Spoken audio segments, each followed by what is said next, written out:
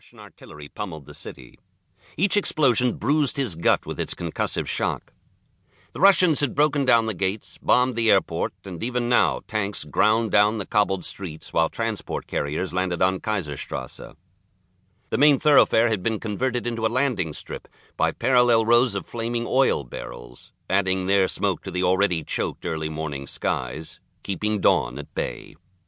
Fighting waged in every street, in every home, from attic to basement. Every house a fortress. That had been Gauleiter Hanke's final command to the populace. The city had to hold out as long as possible. The future of the Third Reich depended on it. And on Jakob Sporenberg. Mach schnell, he urged the others behind him. His unit of the Sicherheitsdienst, designation Special Evacuation Commando, trailed him, knee-deep in filthy water. 14 men, all armed, all dressed in black, all burdened with heavy packs. In the middle, 4 of the largest men, former Nordsee dockmen, bore poles on their shoulders, bearing aloft massive crates. There was a reason the Russians were striking this lone city deep in the Sudeten Mountains between Germany and Poland. The fortifications of Breslau guarded the gateway to the highlands beyond. For the past 2 years, forced labor from the concentration camp of Gross-Rosen had hollowed out a neighboring mountain peak. 100 kilometers of tunnels clawed and blasted, all to service one secret project, one kept buried away from prying Allied eyes. Die Riese, the giant. But word had still spread. Perhaps one of the villagers outside the Wenceslas mine had whispered of the illness, the sudden malaise that had afflicted even those well outside the complex. If only they'd had more time to complete the research. Still, a part of Jakob Sporenberg balked. He didn't know all that was involved with the secret project, mostly just the code name, Kronos. Still, he knew enough. He had seen the bodies used in the experiments. He had heard the screams. Abomination. That was the one word that had come to mind and iced his blood. He'd had no trouble executing the scientists. The 62 men and women had been taken outside and shot twice in the head. No one must know what had transpired in the depths of the Wenceslas mine, or what was found. Only one researcher was allowed to live. Dr. Tolle Hertzfeld.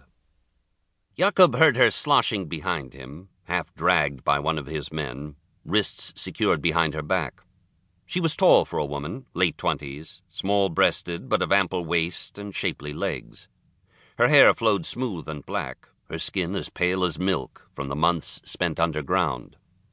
She was to have been killed with the others, but her father, Oberarbeitsleiter Hugo Hertzfeld, overseer of the project, had finally shown his corrupted blood, his half-Jewish heritage. He had attempted to destroy his research files, but he had been shot by one of the guards and killed before he could firebomb his subterranean office.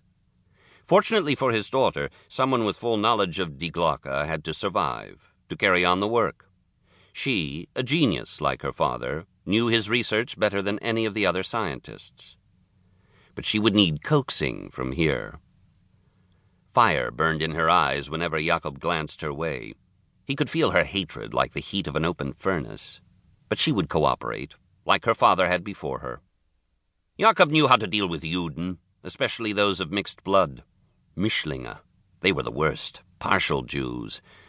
There were some 100,000 Mischlinge in military service to the Reich. Jewish soldiers. Rare exemptions to Nazi law had allowed such mixed blood to still serve, sparing their lives. It required special dispensation. Such Mischlinge usually proved to be the fiercest soldiers, needing to show their loyalty to Reich over race. Still, Jakob had never trusted them. Tolle's father proved the validity of his suspicions. The doctor's attempted sabotage had not surprised Jakob. Juden were never to be trusted, only exterminated.